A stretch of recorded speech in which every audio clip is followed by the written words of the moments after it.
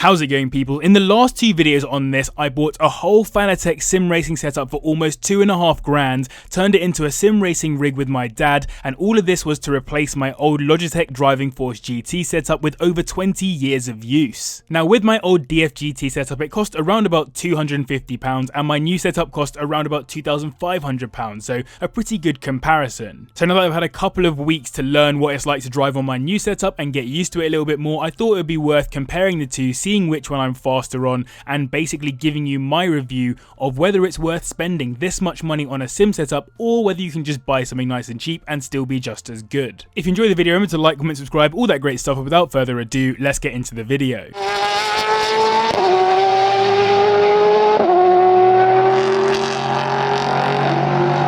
Just to refresh your memory, let me remind you of what I have on both setups. On the £250 setup, it's a standard Logitech Driving Force GT wheel and pedals that have been on there since at least 2011, made for the PS2 and PS3. Not to mention a BenQ 24-inch monitor as well, which is pretty decent to be fair, just at an awkward upwards angle. On the £2,500 setup, it's the CSW V2.5 wheelbase with Formula V2 rim, the Club Sport V3 pedals, shifter V1.5 and handbrake as well, not to mention the massive 32-inch curved BenQ EX323R up front. Now that we've got that out of the way, I wanted to briefly touch on the quality of the equipment before we move on to how fast it made me. Logitech equipment is generally very plasticky to keep costs down, the DFGT particularly so, with the G923 being slightly more premium in terms of materials, but ultimately still keeping things relatively low cost. This isn't necessarily a bad thing. My DFGT lasted 10 years and the one before that had been around forever. The pedals are known to go over time, but you can modify them to get more braking feel out of them, which tends to also stop them failing. So I wouldn't say in terms of build quality that they're bad, they're just not like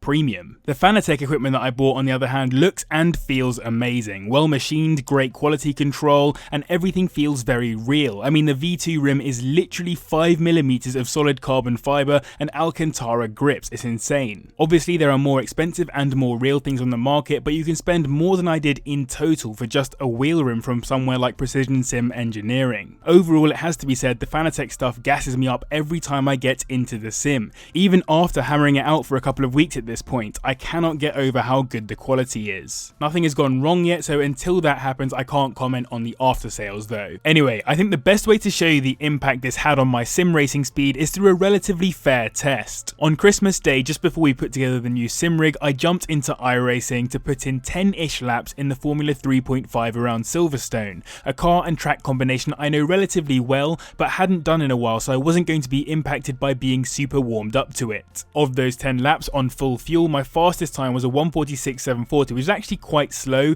but it was as fast as I could do at the time. My original plan was to get used to the new setup without driving Silverstone or the Formula 3.5 at all, then do this again to see what it was like. But I must confess, the first thing I did was give it a quick 5-lap test. Stupidly, I wasn't recording, but in my first ever 5 laps in my setup, I immediately went faster, and my reaction was amazing. So in absence of that footage, please imagine it went something like this.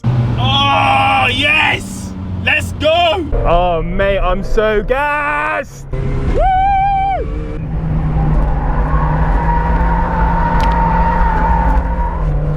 Woo! Oh my gosh, and then flat out! Woo! Flat out! Let's go! And yes, it was crazy. I hadn't even modified the setup to suit how I drive. I hadn't even driven in the setup before, and I was already faster. It felt like I had been wasting my time in the old setup, when I could have actually been spending time getting faster in a better rig. But then I didn't touch either the car or the track for 2 weeks and just played some iRacing to get myself settled in. And while I wouldn't say I'm anywhere near 100%, I went back to Silverstone in the 3.5 with the same setup, same fuel load, same track temperature, and all that good stuff to see how much faster I'd go. The results are insane, so let me show you through a side-by-side comparison of the 2 laps. So you can see going through turn 1 a little bit scruffier on the more expensive setup. That's because I tried to keep the DRS open. Then coming into this corner here, obviously you can see I brake that little bit later with the more expensive setup. I'm a bit more confident with the brakes, and I get into the corner that little bit faster, and you can see I'm slightly further ahead here. Coming onto this straight section here, it does look like we're in a similar position, but what I'll do is when we get to the bridge, I will press pause right about now, and already you can see that I've started to put in a little bit of a gap in that first sector. I'm already under the bridge on the more expensive setup. I'll let the rest of the lap run through now, but let me give you my initial impressions on the differences between a £250 setup and a £2,500 one.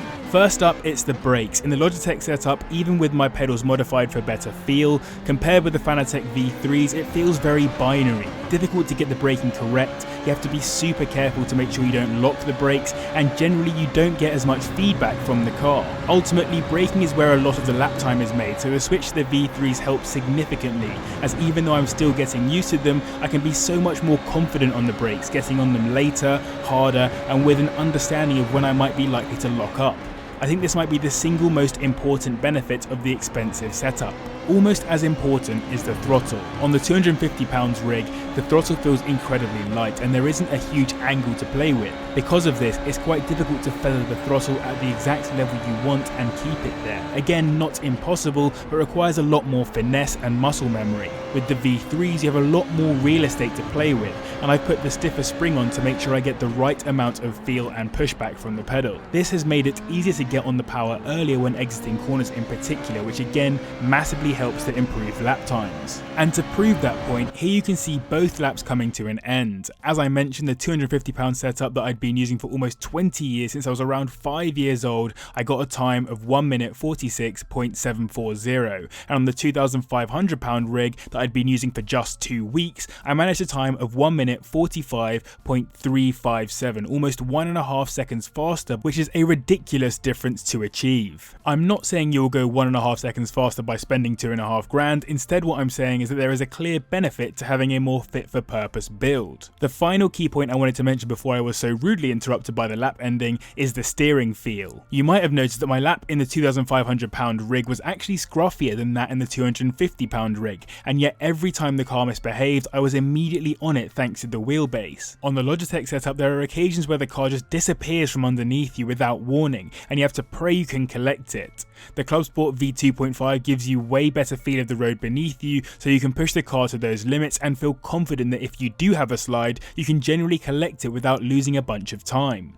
Of course, you will still make mistakes and slide out, but I find that I feel much more at fault in the expensive setup than I ever did in the Logitech one, if that makes any sense. All of this added together leads to one overall positive from the expensive sim racing rig. You are much more confident and in tune to what's going on, which means you can have more room to play with, not only in terms of going faster, but also increasing consistency. I find I'm able to do races where I literally get faster and faster every lap, even after the tyres drop off, simply because I can hit my marks that much better, and I can feel the amount of grip the car has in game. I'm not saying the Logitech setup is bad, by the way. I think the only reason I've been able to develop and get up to speed so quickly in the new setup is the fact that I've gotten so used to operating in an environment where I'm less confident and having to be super focused to get things right, that I'm still doing that on the new setup. I would highly recommend for anyone just getting into sim racing that you go down the cheaper route to make sure that you actually like sim racing, but also to learn the fundamentals. Fighting against a fast sim racer on the Logitech setup was always very fun in terms of the feeling of achievement when you beat them,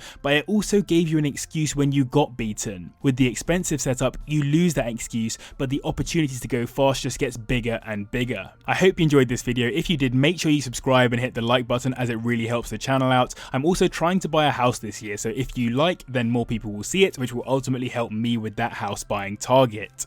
Also, let me know in the comments if you'd like to see me start streaming maybe once or twice a month just for fun. Big thanks to the patrons for their continued support, as well as to you guys for watching. I'll see you in the next one. Listen.